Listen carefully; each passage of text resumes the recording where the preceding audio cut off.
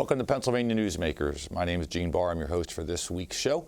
Well, today it's August, but yeah, we're still talking about the budget. We're going to do that with the chairman of Senate Appropriations, and then we're going to talk about jobs in PA, energy, and even maybe a little artificial intelligence, and we'll do that here in a moment. Welcome to the fast-paced and unrehearsed weekly discussion featuring the leaders who help shape your world.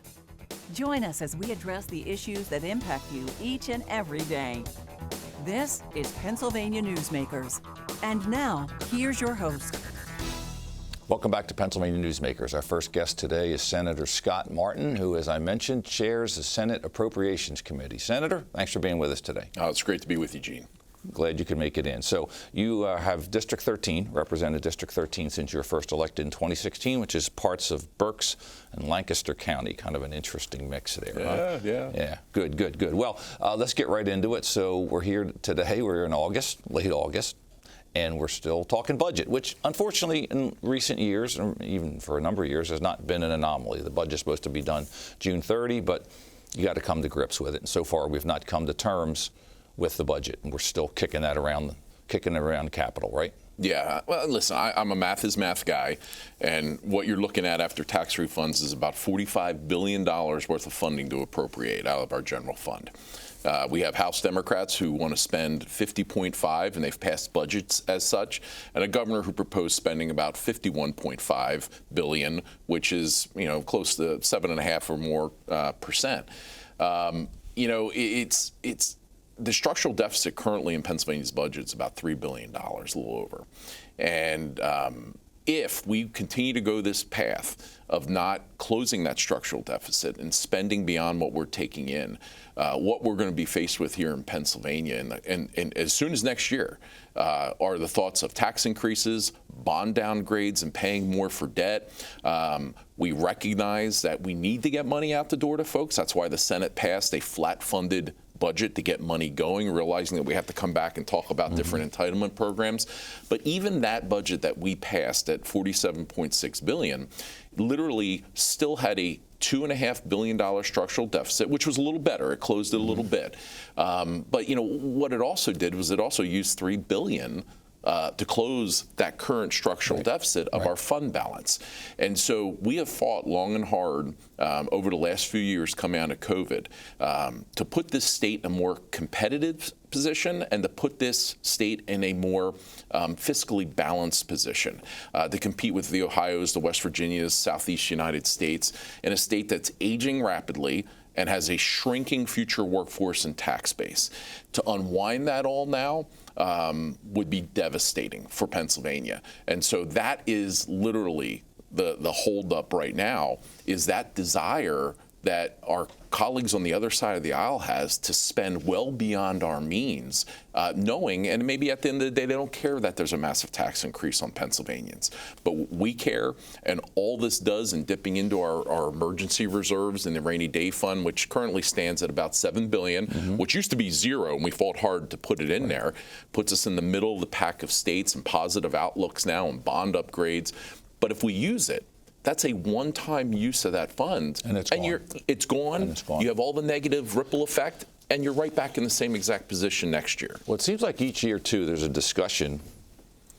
I won't say argument, we'll say discussion over exactly how much we do have, what's available, what's going to happen next year. The creation of the Independent Fiscal Office, which Senate Republicans championed at one point. One of your former colleagues, Senator Pat Brown, was in the middle of that, was supposed to take care of that. That is, we come up with numbers that we all agree on. Yeah. Does that happen? Has that not happened? Are people just disregarding them? What's going on? Well, I think you see a couple different things. One is I believe that the IFO gives the best truth that it can in terms of what they project our future revenues to be and what the average historically is in terms of spending.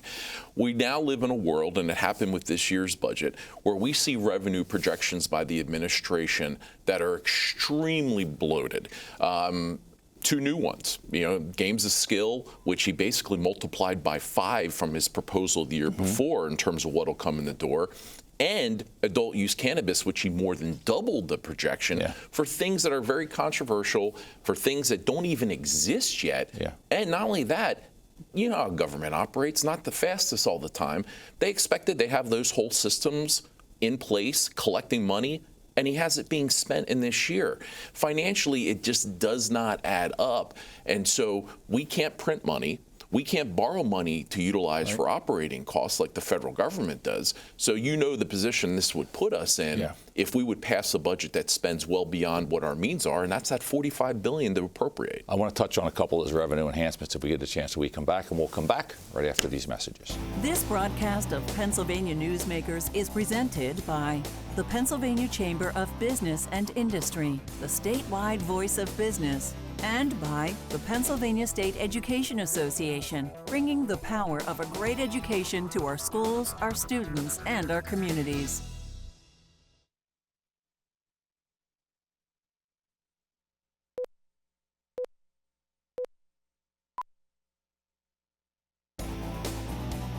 This broadcast of Pennsylvania Newsmakers is brought to you by the Pennsylvania Highway Information Association, the go-to source to learn about transportation projects and issues. Please visit pahighwayinfo.org. And by the Pennsylvania Manufacturers Association. Business in Pennsylvania is our business. Welcome back to Pennsylvania Newsmakers. We're here talking today with Senator Scott Martin, the chair of Senate Appropriations Committee, and we're talking budget. Yes, we are. So one of the things that has developed over the last few weeks has been, of course, this budget funds to a large degree mass transit in Pennsylvania. SEPTA making comments that they're going to have to make significant cuts to their service, SEPTA, Southeastern Pennsylvania Transportation Authority, and then follow up by other comments saying we're going to have to cut the Amtrak line that runs from Harrisburg to Philadelphia. What's going on with all that? Where are you guys? You've made a proposal, I guess, to fund mass transit, correct? Yeah, and first let me just say, I think it was very reckless for Congressman Boyle to actually even say that. Amtrak has already come out and said that that's not the case. It may impact some leases between SEPTA and Amtrak, but the Keystone Line's not going anywhere. In terms of SEPTA, what was really critically important for us, because we've had to do a lot of work on this, their ridership has not rebounded since COVID, and it's for many different reasons. A lot of people still aren't going back in. They're still not going on. They got huge safety issues with a DA who refuses. We had to create a special prosecutor in order to handle crimes. When you combine that with the fact that I think they're averaging about $50 million a year in fare jumpers, and of course if you have a DA who's not prosecuting those kind of things, it just adds up to a lot of problems. So understanding that they want $300 million more and just money's just going to fix our issues. We take a stance that, no, we want to see different reforms. We want to see route efficiency evaluations like every other system does, including my own in Lancaster County and Berks County. And as part of that, we wanted to find a way that also wouldn't impact the state's already structural deficit. We start off this program talking about a $3 billion structural deficit. They want us to take $300 million more of our sales tax revenue, which they already get 8.6% of, and give more to them. Our argument is let's do a short-term funding proposal, and let's see. We'll give you the money, and we matched what the governor asked for that impacts SEPTA and all the transit agencies, but you're going to have to do the reforms, and we're going to revisit this. And if you haven't done the reforms, then there's going to be a real problem. And so what we found is that there's a fund, this Public Transportation Trust Fund, that was used for capital projects for SEPTA. That fund has grown from about $400 million in 2019 to over $2.4 billion now. They'll claim, SEPTA, that out of the $400 million they get annually for capital upgrades. Well, it's funny because the most they've ever spent is $200 million on an annual basis. The lowest was $91 million. And so you see all that excess has built up. And so what we're projecting is that even if we do this plan, that within that 5-year period, there will still be $2.9 billion in that account. So how about we use the money that hardworking Pennsylvanians have already paid at the gas pump through their liquid fuel taxes, their gas taxes, that's sitting there, put it to use, let them prove themselves, and we're willing to work with you in that fashion. And unfortunately, after negotiating this with us, the administration and Leader Bradford throughout the summer going back and forth, to act all surprised and do a 180 on this is really maddening. So we're willing to work with them, but there's going to be accountability, and we're going to protect Pennsylvania taxpayers as well. So real quick, I want to ask you about some of those revenue enhancements, and I do want to leave a few seconds at least for you to talk about another initiative that you're doing. Any chance quickly on, you mentioned marijuana legalization, driving money from that, as well as skill games. Any chance do you think that's happening at all? I don't think so. Okay. The games of skill probably has a better chance. I know they're working hard at that, at trying to reach a middle ground. With the adult use cannabis, there's so many things that questions that have to be answered yet that they still haven't been able to answer. But a lot more to come on that. 30 seconds left. You've been working on something, social media safety for kids and a parental awareness initiative. Tell us quickly what's going on with that. So August 17th to the 23rd, right around the time that the school year's starting, and also to honor an anniversary of a young man who took his own life after being a victim of sextortion. We want parents and families to communicate.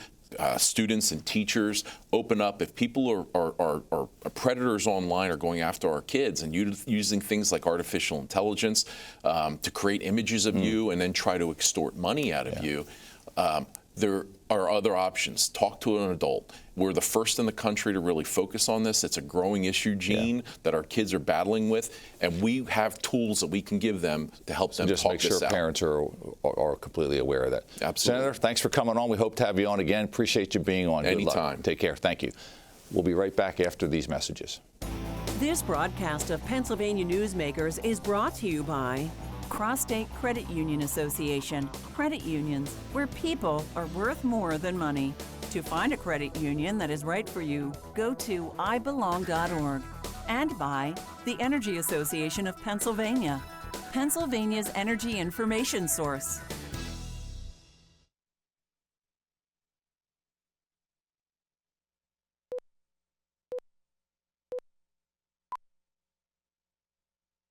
This broadcast of Pennsylvania Newsmakers is brought to you by the Association of Pennsylvania State College and University Faculties, representing the faculty and coaches who are devoted to providing quality public higher education for Pennsylvania's college students. Welcome back to Pennsylvania Newsmakers. My next guest is Dave Taylor. Dave is President and CEO of the Pennsylvania Manufacturers Association. Dave, thanks for coming on. Thank you very much, Gene. Great to see you. And just to mention, you've been there 28 years, so you think you'll hang around a little? Or? Yeah. I guess I know what I'm going to be when I grow up. There you go. So quickly, before we get off in a couple of other things, you heard Senator Martin talk about the budget. Do you have anything else you want to add in? Yes, I want to say that that what the senator stated is absolutely correct, and perhaps he may have even underplayed it a little bit, because with the overspending, with spending beyond what the Commonwealth is actually taking in year over year, it expands the spending baseline, and that, this is just the way Harrisburg works. If it was spent last year, it's expected next year, and so it's really critical to when you're in a hole, stop digging. Yeah, and of course, we talked a bit about mass transit in the last segment, and of course, for you and your members, mass transit's important because it gets people to their jobs, correct? For sure. So you'd like to see it funded, but... Well, we need the system to work properly, and that there's got to be accountability inside the SEPTA bureaucracy and all the different mass transit agencies, SEPTA being the largest one, and they've got to do the sorts of things that business does. You've got to self-evaluate, you've got to set priorities, and you've got to continue to find efficiencies to do more with what you have, rather than trying to ask for more from Harrisburg. Pennsylvania already spends more on mass transit than most states do in terms of the percentage that the Commonwealth or the state government would pay, as opposed to what the strap hangers pay. There are things that SEPTA can do in terms of not just rate charges, but like stop the turnstile jumpers. They've got free rides for older folks, regardless of their ability to pay. Like there needs to be a rebalancing there. Yeah. Now I want to pivot a little bit. You've been involved in a couple of big issues, which hopefully we'll have time to talk about both. The first one is the Energy and AI Summit that happened out in Pittsburgh. Yes, sir. You were out there, and it was got a lot of national attention. Obviously, the president was there. Senator McCormick was a big part of doing that. Why was that held in Pittsburgh? Well, it was held in Pittsburgh because it was held specifically at Carnegie Mellon University, because CMU has been a longtime national and global leader in robotics, and that this, and also with software development, with computers, and now with quantum computing and artificial intelligence. And so it was the perfect place to hold this summit, because what Senator McCormick is pointing to is the marriage of Pennsylvania's best in the nation know-how on AI and marrying it with Pennsylvania's energy superabundance, because it takes incredible amounts of energy to power these quantum computing, artificial intelligence data processing facilities. Now, do you have any concerns, one, on the utilization of energy? Because you've long been a champion for energy security, of course, because of what it means to manufacturing. Do you have concerns that the growth here in this field will crowd out the energy available? Because you talk to people, we're predicting might have some issues in the next few years in terms of enough energy. So do you have issues that it might crowd it out for your more traditional members? I mean, it's always appropriate to be concerned. But the fact is that even as Pennsylvania is the second largest producer of natural gas in America, we're only pumping out maybe a quarter of our potential max output. So this is a seriously underutilized resource. And for Pennsylvania to be able to deploy that now to capture this new industry of artificial intelligence, data processing, quantum computing, this can build a new future for us. And so it's going to require a pro-production consensus in Harrisburg on mobilizing that domestic energy. But if we do that, we can meet the need without depriving any of our established businesses or citizenry of energy. Great. We're going to talk about that a little more and a number of other issues when we come back. This broadcast of Pennsylvania Newsmakers is brought to you by the Pennsylvania Medical Society. Inspired physicians committed to the good health of Pennsylvanians and the advancement of the practice of medicine.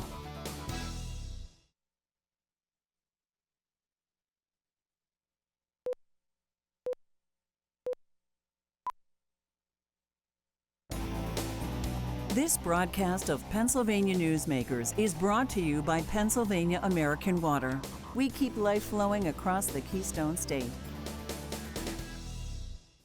And welcome back to Pennsylvania Newsmakers. We're here with the President and CEO of the Pennsylvania Manufacturers Association, Dave Taylor. So, Dave, before we leave, the last thing we've been talking about, and the summit that you were at, when we look at AI, and obviously it's in the news every day, what are your concerns on job dislocation as a result of AI? We hear this, the impact it might have on white-collar jobs even, as well as other jobs. So, yeah, I mean, what is it they say? That the only constant is change, and that this artificial intelligence, quantum computing is going to change our whole society, our whole world in ways that we can't quite imagine yet. But the thing that concerns me more would be the United States not being the global leader in this new technology. Obviously, the dictatorship in Beijing has pursued this very aggressively, and that I think whichever nation comes to be preeminent in that field is going to be more powerful, I mean, exponentially more powerful than we can imagine right now. So yes, there's going to be dislocation. Yes, it's going to affect white-collar jobs. I think that, as we've seen sort of in the early stages with, some of these, like ChatGPT and other manifestations of artificial intelligence, you still have to have a human go back and check the work. But yeah, we're going to need, people are going to need to be as ready as they can be for this, which I think requires a return to basics. People being, numerate, literate, being clear thinkers, being able to communicate, being able to think for themselves, and I hope that we're ready for the challenge, because it's coming. Yeah, so another big story out of Pittsburgh area the last few weeks, which I know you've been following and intimately involved, have been the U.S. Steel and Nippon Steel merger. Yes. And your organization supported that, correct? Yes. Yeah, we supported it all the way. And of course, first we have to make mention of the awful explosion at the Clairton Coke Works, and that 2 steel workers died. Quite a number of others were hurt, and we pray for them and their families. But the future of steel production in the Mon Valley is now secure with the arrangement with Nippon and U.S. Steel. And that, yes, the PMA supported that all the way. We're grateful that the president ultimately was able to get to yes, and that so the national security concerns that he had, not that Japan isn't an ally, not that Nippon is a bad company, but rather that the president needed to ensure that a foreign company coming in and purchasing this American asset would not be able to go and just wind down the operations in the U.S. and export more into our country. So now, with the golden share belonging to the federal government, with the independent board of U.S. Steel in place, that yes, of course, it's Nippon's investment and Nippon will profit, but that actual control over the company, its operations, will remain in American hands, and that was what was necessary to get the deal done. Okay, good. All that kind of leads to where we are, jobs, and the perception of Pennsylvania. And of course, we all look at the rankings, the surveys, et cetera, and Pennsylvania has made some strides. Senator Martin even talked a little bit about it and his concern that we don't go back on that. And I know that you've been working on those as well, whether it's a CNI cut, whether it's changes to NOL. We've made some strides, correct? Well, it's, Gene, as is often the case in Pennsylvania, it's the right medication but the wrong dosage. Okay. We fixed the net operating loss tax policy going forward, but we left every incumbent Pennsylvania company holding the bag. Those companies that had losses during the COVID lockdown, that they're not able to apply those against their profitability to the same extent as a business could in another state, and that sets Pennsylvania behind. We're ratcheting down our CNI rate, and we've got the boulder rolling, which is good. But by the end of the phase down, that we'll get to the rate that Indiana and South Carolina have today.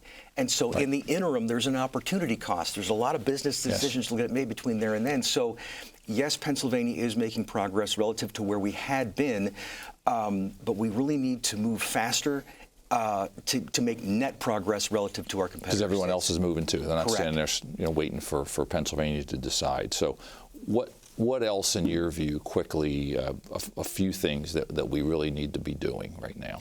Well, I mean, it goes back to Senator Martin. I mean, we need fiscal discipline in Harrisburg. We have a structural deficit, which means that mandatory spending is increasing faster than the growth of revenues to the Commonwealth from the expansion of the economy. We have a large and growing population of seniors who are beyond their working years, who they themselves require taxpayer-funded services, and not enough younger folks in their working years to pay the taxes to sustain state government at its current scale. And fiscal discipline is necessary to attack that and turn that around. So as someone once said, demographic drives destiny, and I think that's probably what we're looking at. Dave, thanks for being on with us today. Look forward to having you back on. Thanks for being with us on Pennsylvania Newsmakers. Look forward to seeing you next week. Thanks.